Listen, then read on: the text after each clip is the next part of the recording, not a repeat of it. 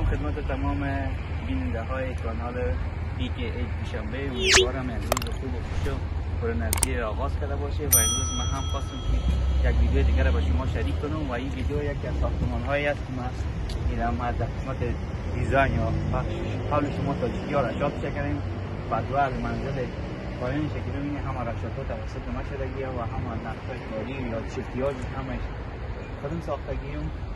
مهندسش یک خانم نروژی به نام اینا هست و منطقه طبقه بالا یا ایتاژ شما با زبان تاجیکی میگید.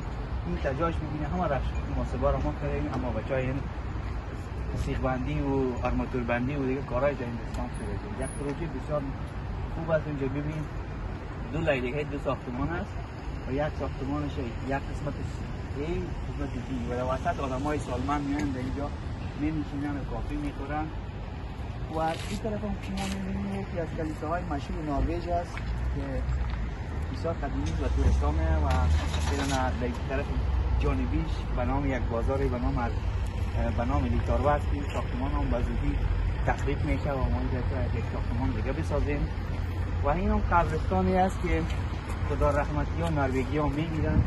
نگاه قبراشون چجوریه دیگه. فقط همین ما خواستیم که به شما یک نشان بدم و جای ساختمان ها رو ببینید. این توسط فیلم دیزاین بهتون گفتم در کانال ما برید، از اینجا شما ورژن استودنتیش دانلود کنید یا اسکچات کنید به زمان خودتان یا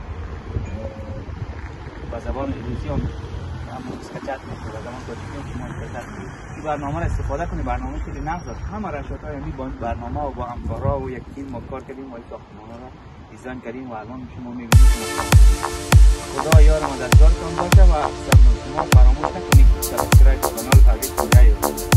سلامت باشید. خداحافظ.